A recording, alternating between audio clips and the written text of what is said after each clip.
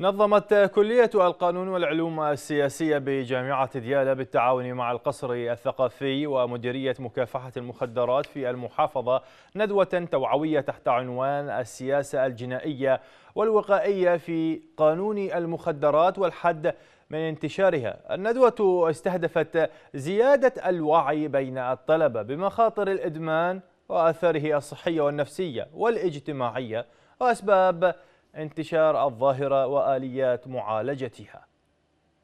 بالتعاون مع القصر الثقافي في المحافظة ومديرية مكافحة المخدرات، عقدت كلية القانون والعلوم السياسية في جامعة ديالى ندوة توعوية تخصصية بعنوان السياسة الجنائية الوقائية في قانون المخدرات والحد من انتشارها، وذلك من أجل زيادة الوعي لدى الطلبة حول ظاهرة الإدمان. برعاية كلية القانون والعلوم السياسية في جامعة ديالى تقيم ندوة تثقيفية توعوية تربوية بالتعاون مع قصر الثقافة ومع مديرية مكافحة المخدرات تحت عنوان السياسة الجنائية الوقائية لمكافحة المخدرات.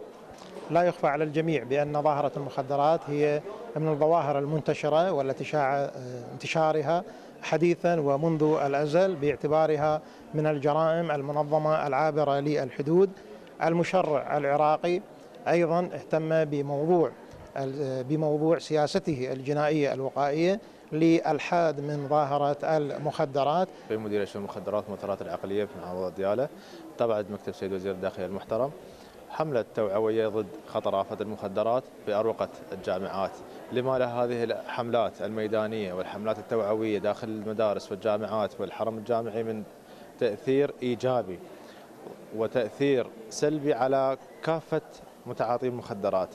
اليوم الصراحة الحرم الجامعي له أهمية، له خصوصية، اليوم المجتمع واعي مثقف. اليوم الصراحة الخط الساخن 178 مهم وتثقيف المجتمع عالية. هذا الخط الساخن هويتك طي الكتمان، اتصالك مجاني من أي مكان بالعراق. اليوم مكافحة المخدرات على جهوزية تامة وحسب فتوى المرجعية الرشيدة. اليوم احنا مشاريع استشهادية من أجل حماية الفرد وحماية المجتمع والحفاظ على أمنه واستقراره. الندوة هدفت إلى توضيح المخاطر التي يسببها إدمان المخدرات كالأمراض والأضرار النفسية والمجتمعية، حيث ركزت على دور الآباء وتوجيههم إلى كيفية التعامل مع أبنائهم واحتوائهم حفاظا عليهم من هذه الآفة الخطيرة. وثقافية حول الاتجاهات الحديثة لحد من ظاهرة المخدرات، وهذه الظاهرة منتشرة جدا وهي من الآفات التي تنتشر بين الشباب.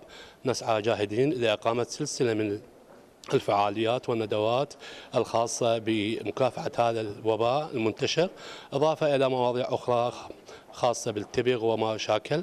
كما وبينت الندوة أسباب انتشار هذه الظاهرة الخطيرة بشكل أساسي، وتحليل الأسباب التي تؤدي إلى انتشارها على المستوى الفردي والاجتماعي من خلال العمل على معالجة أشكال الإدمان والحد من انتشاره. قناة كربلاء الفضائية، نوار البياتي، محافظة ديالى.